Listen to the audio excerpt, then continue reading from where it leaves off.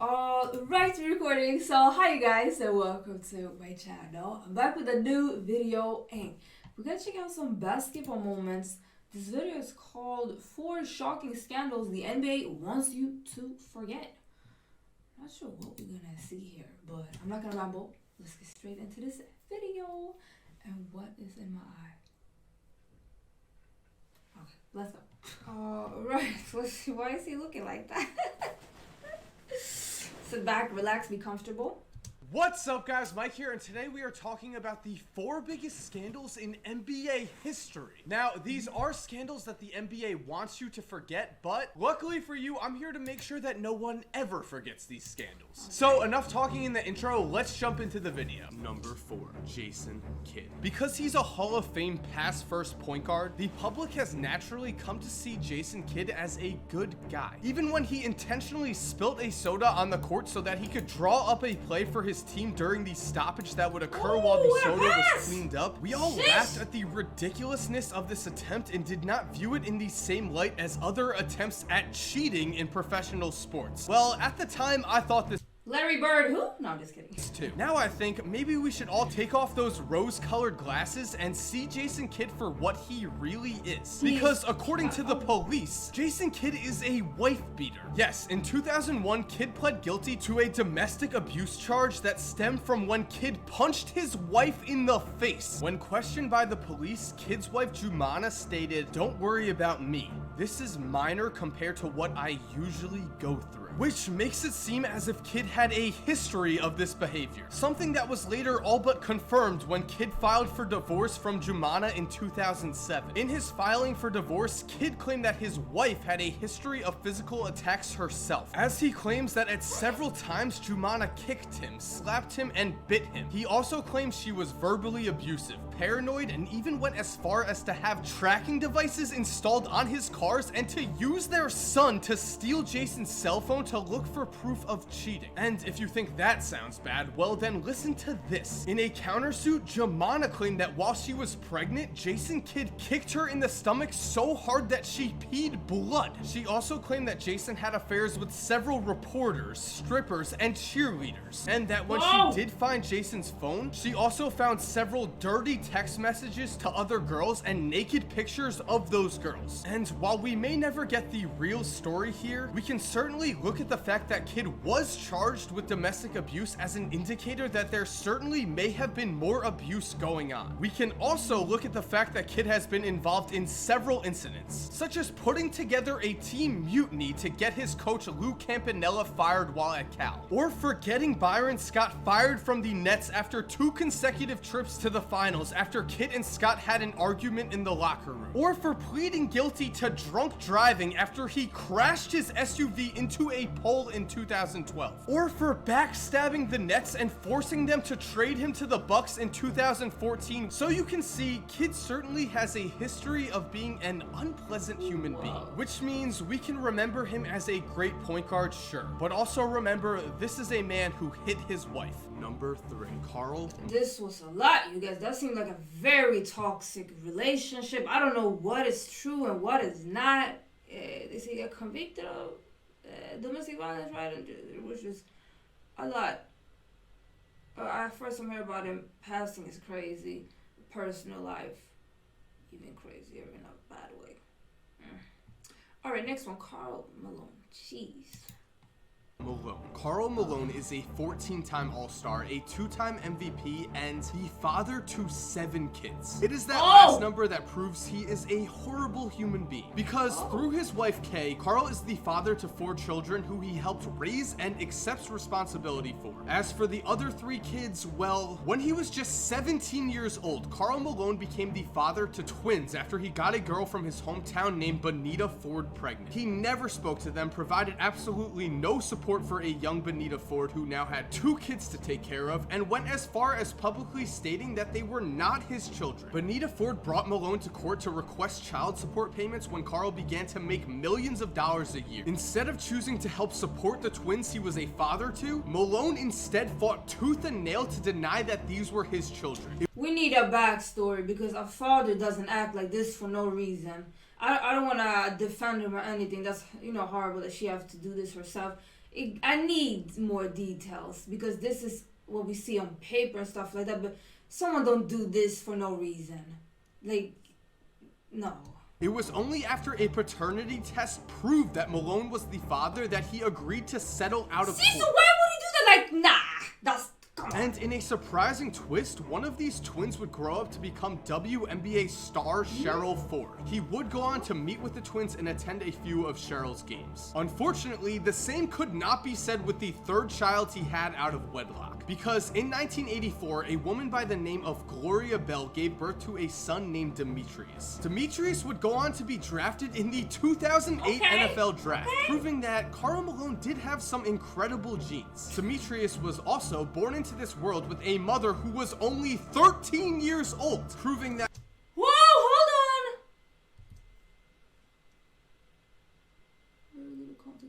His mother, Gloria, was reportedly only 13? And Malone, a college sophomore? Oh, nah. Oh, nah. also born into this world with a mother who was only 13 years old, proving that Karl Malone was also a complete scumbag. Now, usually I hold back my own personal opinion and do not go too far when criticizing NBA players. But Karl Malone was 20 years old when his third kid was born, which means that as a 20-year-old, he had sex with a 13-year-old and got her pregnant. And while that is disgusting, what's even worse is that Malone completely denied responsibility for the child, and the family only chose to not press charges and get Malone thrown in jail, because if he was in jail, he would not be able to help provide for his son who desperately needed financial help. And because the Bell family did not press criminal charges, you might think that Malone was a little more giving when it came to Demetrius Bell. Nope. Karl Malone refused to even respond to a lawsuit in 1986 that requested Malone pay only $200 a week for Demetrius's upbringing. And then, after a DNA test proved that Malone was indeed the father of Demetrius, a judge ordered Malone to pay $125 a week to the Bell family. A figure that Karl Malone, a man who would make over $100 million throughout his career, said was too much. The Bell family and Karl would eventually settle this with a one-time payment for Malone out of court. But to this day, Karl Malone still denies that he is the father. A very classy move from a man who just oozes class. Number. They did the test, right? We have proof that he is the father, and he say, still no? Oh, well, oh my God, it cannot get any worse. Oh my God.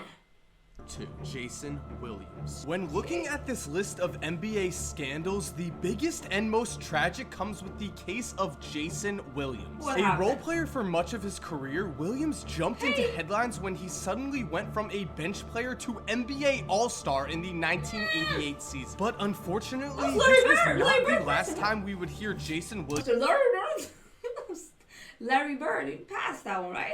Williams' name linked to major news. Because while Williams had carved out a reputation as a solid bench player throughout his career, he had also gained a reputation as somewhat of a wild card, as he was involved in several incidents while in the public eye that required the police to get involved. In 1992, he maced 2 men and punched another in the face while in a brawl outside of a club that he co-owned. And in 1994, he was found shooting a gun in the parking lot of the Meadowlands at a car and was arrested. And on February 13th, 2002, Jason Williams hired a limo driver for him and his friends. After spending a night out, the group came back to Williams' house, and around 2:30 in the morning, now February 14th, a shotgun blast filled the air. Visitors of the house would rush to find Jason Williams freaking out as Gus Christoph, the limo driver he had hired, was on the ground surrounded in a pool of his own blood. Jason attempted to save Gus's life with CPR, but it was no use. And so him and his brother Santiago attempted to cover up the crime. Santiago called 911 and told the police that Gus had shot himself, while Jason and one other man took Gus's dead hands and placed them on the shotgun so that his fingerprints were on the gun and a suicide attempt could be seen as possible. Luckily, police were not fooled, and several eyewitnesses gave up Jason for both firing the gun and attempting to frame this manslaughter murder as a suicide Ay. attempt. It would take 8 years for Williams to finally be charged with aggravated assault, a time period that also saw him get arrested for assault in 2009 and for driving while intoxicated and crashing into a tree in early 2010. And even though he was charged for these actions, there was no real justice here. Jason would spend only 2.5 years in jail after killing a man and attempting to frame it as a suicide. This was obviously horrible, and the only defense I can make for Jason is that at least he shows a tremendous amount of guilt and remorse for his actions. Those close to him say that he spent the last 5 years drunk for weeks at a time alone in his cabin, and Jason himself states that he's always haunted by that night. And number 1, Oh my God, be ready. Cold? No, this. Bryant. Now, the details of this case can get a little graphic. You're free to Google more about it if you want, but we're R.I.P. Kobe. What is.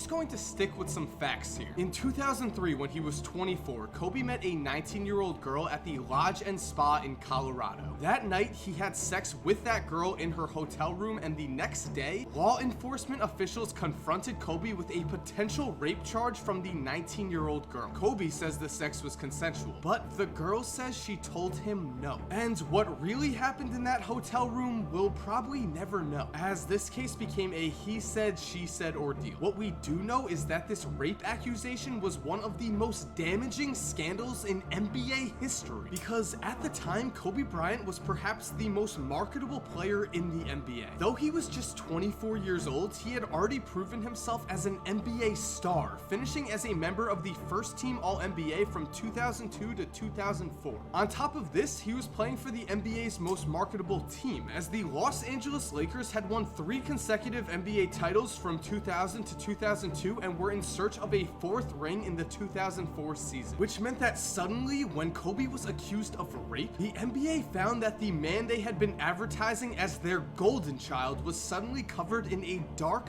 shameful cloud. Companies who had once proudly sponsored Bryant now wanted nothing to do with him, as almost overnight he lost massive endorsement deals with both McDonald's and Nutella. As for the Lakers, they now found themselves with a seemingly impossible challenge to overcome, because while they had won 3 straight championships from 2000 to 2002, the 2003 Lakers lost to the San Antonio Spurs in the second round of the playoffs. And so, this potential NBA dynasty that had once seemed unbeatable now found themselves feeling very mortal. Add on to this the fact that Kobe's sexual assault case dominated headlines all season, with Kobe flying back and forth from Colorado to Lakers games all year to deal with his trial, and the recipe for potential disaster was certainly in play. And this recipe for disaster was realized when reports leaked out that when talking to detectives in Colorado, Kobe was on record as saying, "I should have done what Shaq does. Shaq would pay his women not to say anything." Yes, Kobe claimed that Shaq had already paid up to $1 million to various women for situations like this. And so if you're a Kobe fan and you think he's not guilty, that's fine. Like I said before, we'll never really know what happened in that hotel room. Just know when this all started to blow up in Kobe's face, the first thing he did was throw his own teammate under the bus. And since it was Kobe and Shaq and they already had some pretty serious chemistry problems, it's no surprise that next season Shaq was playing for the Miami Heat. And so thanks for watching, guys. I hope you enjoyed this video.